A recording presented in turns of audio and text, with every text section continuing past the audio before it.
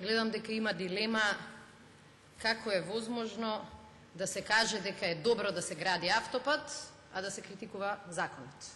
Епа може, исто толку колку што е возможно, вакви закони да се достават до собранието. Затоа, ако треба да кажам се во една реченица, целта е добра, малку задоцнета, ама цената е далеко од таква. И тоа е задачата не само на конструктивна опозиција, што би рекле, тоа е задачата на нормално парламентарно мнозинство, да ги чита овие закони и да и каже на владата: сакаме да се изградат 2 автопата, ама сметаме дека е ова непристојна понуда. И при тоа треба да се читаат и малите букви, и големите, и она што е дадено како пропратен материјал, и сите членови, затоа што ѓаволот и бизнисот се крие во деталите. Затоа јас, трудејќи се да не се повторам од она што го говореа колегите, сакам да кажам дека овој проект денеска слушаме дека е одличен и нема ниту една мана од припадниците на парламентарното мнозинство, и затоа беше многу изненадувачки да се погледне списокот на оваа листа и да видите дека ниту еден од луѓето од парламентарното мнозинство кои би гинеле за овие 2 автопата, ама баш никој не сакаше да дебатира. И како тоа, господа и господи пратеници, толку е добар проектот, а наеднаш ВМРО ДПМН се срами да се пофали, па реагира само на реплики, за да не бомбардира дека ДДВ-то било друго всушност, дека бројките биле скроз различни, а дека проектите што се правеле во 2008, замислите, биле проект за автопат, ама немале мостови, немале тунели, немале излези.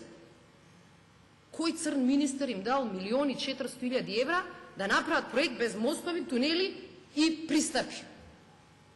Мислам дека помалку треба да го навредувате знаењето и искуството на граѓаните кои што гласаат за нас. Инаку, мислам дека е добро што имаме закони кои што во иднина обезбедуваат изградба на 2 важни транспортни правци. И добро е што премиерот се повлече од зборовите кои ги кажа не така одамна, кога рече дека на Македонија и не и требаат автопати, бидејќи многу мал број на граѓани патуваат по автопат. И добро е што таа политика е испратена таму каде што е местото. Не само на граѓаните во Охрид или во Струга, не само на граѓаните во Штип или во околината. На сите граѓани во Република Македонија им требаат безбедни патишта по кои ќе патуваат и во пристојно време ќе стигаат сегде. Сега, ама ајде да го укинеме собранието и да имаме вакви закони. Закон за решавање на проблемот со сиромаштие. Иш да не ги читаме. Оти владата ќе ни каже како тоа ќе се решава. Така и овдека ни велите. Се гради автопатот, па дај да не читаме што пишува во текстот. Тоа покажува, господа пратеници, дека всушност и вие знаете дека некои работи од овие договори не изгледаат баш најчисто. И еве, за да не должам, ќе кажам неколку податоци. Колегите го спомнаа материјалот од 2008 година. Јас ќе ви ги кажам само изјавите на министерот за транспорт и врски, објавени во Капитал во 2011 година, каде што министерот најавува дека ќе се градат неколку клучни делници и вели вака: Миладиновци Штип 126 милиони евра. Не знам, тунел може да ставиле некој тогаш. Или Гостивар Охрид се до Ќафасан 490 милиони евра. Ова го тврди истиот министер за транспорт и врски, кој што сега ни нуди не е пола, ама речи си пола од тој пат за 411 милиони евра. Толку ли пораснаа трошоците од пред 2 години? Ова е, пратем речено, единствен пат ВМРО ДПМН да каже дека трошоците на живот пораснале 50 или 60%. Да дискутиравме на друга точка, ќе кажа се е исто. Ама сега, за да се брани нереално високата цена, сега се лицитира со пораст. Мислам дека споредбите кои што се даваат делумно се фрлаат од ракав, а делумно се нафрлаат само за да се создаде хаос. Ке кажуваме 10, 50, 100 милиона и ке речеме добро е, нашиот проект е поевтин. Па ако веќе така тргнеме, ВМРО ДПМН може да излезе и да каже дека една кинеска компанија која го изгради најдолгиот мост во светот потрошила за целиот тој голем урбанистички проект 60 милиарди долари. Па успоредба со 60 милиарди долари ова нашево стварно е ситно. Ама дајте да се споредуваме со таму каде што ни личи да се споредуваме. И сега ќе ви кажам неколку податоци и еве се надевам дека ќе излезете и ќе кажете зошто тие се неприменливи. Например, и во моментов мислам дека се уште трае изградбата на автопатот Тракија во Бугарија. Поделена на 3 транши, за секој од траншите имало тендер. И во секој од траншите победиле различни фирми. Еве првата транша колку е цената по километар. 2,2 милиони евра по километар. Втората транша 1,9 милиони евра по километар. Третата транша 2,2 милиони евра по километар.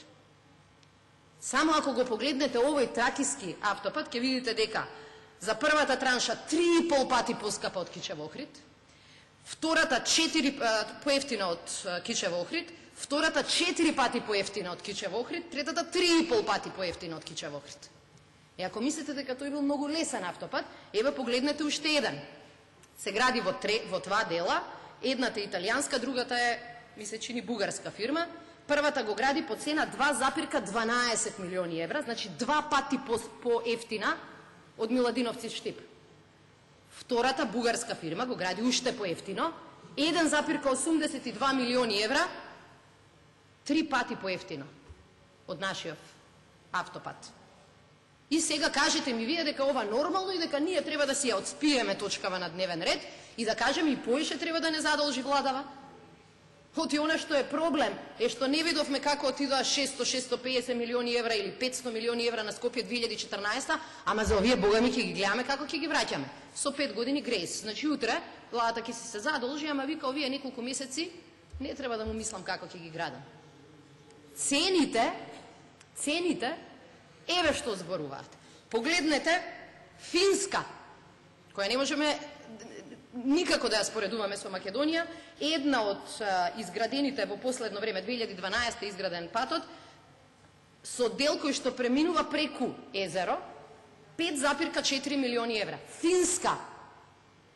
Знаете кој е образложението на бугарските експерти зошто автопатите се поевтини? Прво, поевтина работна сила, Македонија е уште поевтина работната сила, и второ, обезбедиле тендер на кој што се јавиле 10 до 15 фирми. И тоа е главниот проблем во овој договор. Што не обезбедува да знаеме дека сме ја добиле најниската можна цена. Туку треба да веруваме на Жими мајка. Тоа верување на Жими мајка неколку пати на Македонија и се треснало од глава. И затоа нешто е наша обврска. Ваша беше обврската истите овие теми да ги отворите. И истите овие прашања да ги поставите од министерот. Погледнете само, европска студија има за просечните цени на автопатишта. И различни држави, различни случаи. Например, интересно е дека просечните трошоци во Данска се околу 5,8 милиони евра. Данска. Најскапата држава во Европа. И уште една најбитна работа која сите ја премолчуваа. И баш чекам на таа да одговорат. Сите овие просечни цени кои што се даваат имаат вкалкулирани трошоци за имотно-правни односи, тоест трошоци за експроприација. Знаете колку се трошоците во држави вакви како Данска или Холандија? Огромни.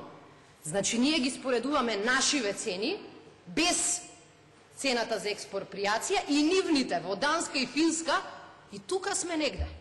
И вие сакате да ми кажете дека најсиромашните граѓани во Европа, македонските граѓани, треба да ги плаќаат најскапите цени за автопат. Дозволете да не се согласим. Има и уште едно прашање кое не можам да не го отворам. Мислам дека е клучно прашањето на надзор. Барем за надзор се предвидува некој тендер, се надевам дека тој нема да биде измајмуниран. Заради тоа што истата фирма, меѓу другото, има и еден белег кој што е останат во аналите, а тоа е дека при изградба на една брана, високо софистицирана, биле обвинети дека ставано е преголемо количество на вода во бетонот и дека тоа влијае на сигурноста на браната. Компанијата не демантирала, туку потврдила дека имале одредени проблеми во исполнување на стандардите. И јас тука ќе запрам и ќе ви оставам да размислувате што се може да ни се случи. Затоа е надзорот битен и затоа беше битна конкурентна постапка. Кој се плашеше од конкурентна постапка, тоа не го чуја ни нашите колеги на комисија, ниту денеска во оваа дебата.